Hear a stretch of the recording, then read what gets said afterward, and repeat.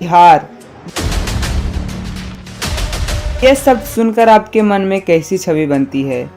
मजदूर, अनपढ़ गंवार, बीमारू राज्य, या फिर सबसे ज्यादा आईएएस आईपीएस इंजीनियर, या चाणक्य की नीति, आर्यभट्ट का आविष्कार, वाल्मीकि जी का रामायण, नालंदा का ज्ञान, या सम्राट अशोक, गौतम बुद्ध, महावीर, इन सब की जननी। ये तो सच है कि बिहार एक पिछड़ा राज्य है, लेकिन सवाल ये है कि ये राज्य शुरू से ही ऐसा था या फिर बिहार के नेताओं की वजह से ही आज बिहार की ये स्थिति है। देखो यार, एक समय में बिहार दुनिया का सबसे पावरफुल और सबसे समृद्ध राज्य हुआ करता था, लेकिन आज ऐसा क्या हो गया कि देश के सबसे पिछड़े राज्यों में बीमारों में पहला बी क्यों है? चलिए इस कारण को समझते हैं। जैसा कि आप सभी जानते हैं कि बिहार भारत का तीसरा सबसे बड़ा जनसंख्या वाला राज्य है और प्राचीन भारतीय इतिहास का महत्वपूर्ण केंद्र भी। जब हम बिहार के इतिहास में झांकते हैं तो हमें देखने को मिलता है कि बिहार उस मगध साम्राज्य का केंद्र रहा जो महाजनपद काल से 7वीं सदी तक, यानी लगभग 1200 वर्षों तक भारतीय उपमहाद्वीप का सबसे अधिक शक्तिशाली साम्राज्य रहा। और इस मगध साम्राज्य ने ही हमें बिंबिसार, महात्मा बुद्ध, महावीर, जैन, अशोक सम्राट, समुद्रगुप्त और चंद्रगुप्त जैसे महान सम्राट दिए। 3री और 6ठी शताब्दी में रहे गुप्त साम्राज्य को भारतीय इतिहास का स्वर्णिम काल कहा जाता है, क्योंकि गुप्त साम्राज्य के शासन काल में भारत में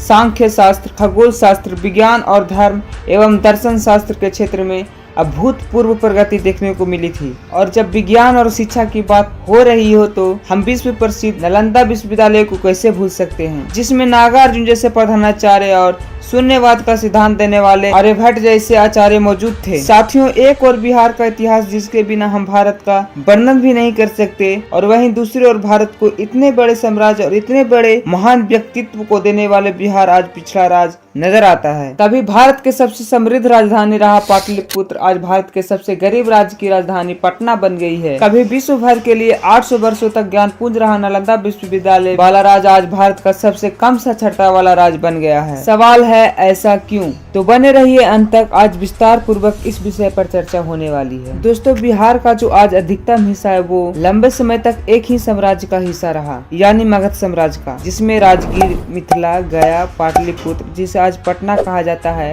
बोध गया, नालंदा जैसे स्थान प्रमुख थे।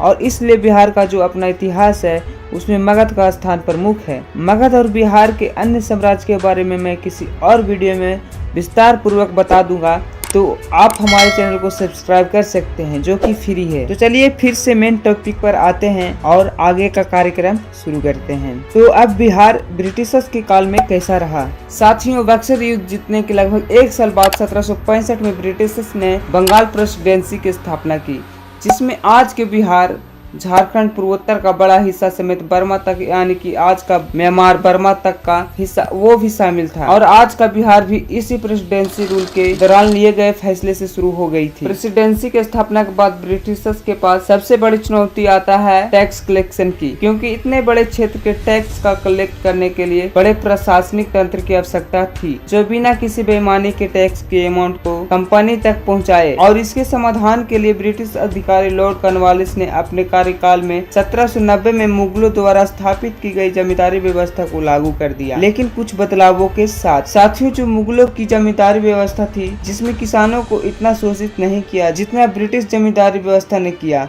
और ये व्यवस्था तब और शोषणकारी हो गई जब 1793 में इसे अस्थायी बंदोबस्त में बदल दिया गया। अस्थायी बंदोबस्त के तहत किसानों को अपनी उपज के 11 में से 10 हिस्से टैक्स के रूप में देने पड़ते थे, यानी कि कुल उपज का लगभग 89%। शुरुआती सालों में तो अस्थायी बंदोबस्त ब्रिटिशर्स के लिए काफी फायदेमंद हुआ, क्योंकि बिहार के उपजाऊ जमीन में अच्छा उपज हो जाता था, जिससे ईस्ट इंडिया कंपनी को बहुत अधिक मात्रा में रेवेन्यू मिल रहा था। और इस चीज को देखते हुए ब्रिटिश ने इस व्यवस्था को धीरे धीरे उत्तर भारत के काफी हिस्सों में लागू कर दिया। लेकिन दूसरी ओर इस व्यवस्था ने किसानों को बुरी तरह प्रभावित करना शुरू कर दिया, क्योंकि जब हम कम बारिश और अन्य कारणों से अपनी फसल को खराब होता देखते हैं तो इतना अनाज उत्पादन नहीं हो पाता कि हम अपनी फसल का 10 हिस्सा अंग्रेजों को दे देते। तो ऐसा संभव नहीं हो पाता।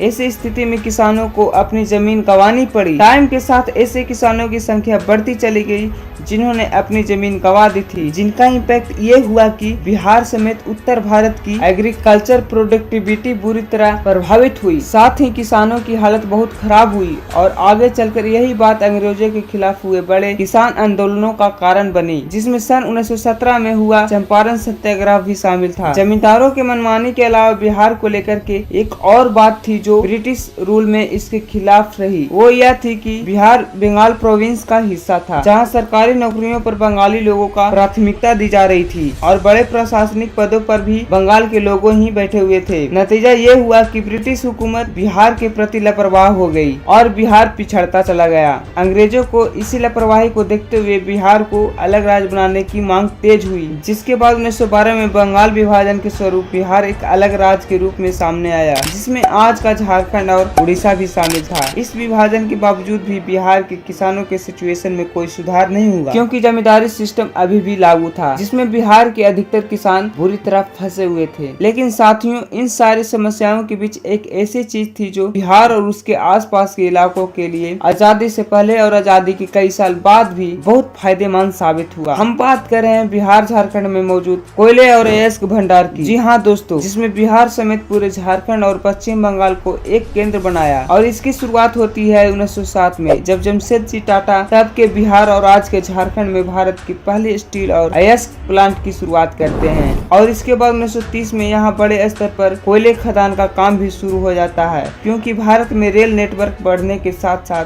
कोयले की मांग तेज हो जाती है और द्वितीय विश्व युद्ध के समय और भी तेज हो जाती है। 1937 में बिहार में सीमेंट फैक्ट्री भी एस्टेब्लिश होती है। आजादी के समय तक बिहार में काफी इंडस्ट्रियल उद्योग स्थापित हो चुके थे। इस बात का अंदाजा आप यूँ लगा सकते हैं कि देश की आजादी के समय चीनी कुल खपत का 40% उत्पादन अकेले बिहार के चीनी मिलों में हुआ करता था। लेकिन इस औद्योगिकरण से केवल कुछ बड़े लोगों को ही फायदा हुआ, क्योंकि बिहार के ज्यादातर लोग अभी भी जमींदारी व्यवस्था में फंसे हुए थे और कृषि ही उनका मुख्य पेशा था। दोस्तों, इन सारे बिंदुओं को जान लेने के बाद यहाँ पर ये सवाल उठता है कि स्वतंत्रता से पहले जो हम ब्रिटिश हुकूमत के अधीन थे, हमारे पास कोई अधिकार नहीं था, लेकिन बाद में स्वतंत्रता के बाद भी बिहार की हालत क्यों नहीं सुधरी? वह कौन सी सरकारी नीतियाँ और राजनीतिक कारण थे जिन्होंने रिसोर्सफुल होते हुए भी बिहार का सबसे ज्यादा पिछड़ा राज्य बनाए रखा? ये सब विस्तार पूर्वक जानेंगे अगले वीडियो में। तब तक आप हमारे चैनल को सब्सक्राइब करें। बिहार के बारे में आपका क्या ख्याल है कमेंट में जरूर बताएं। जय बिहार,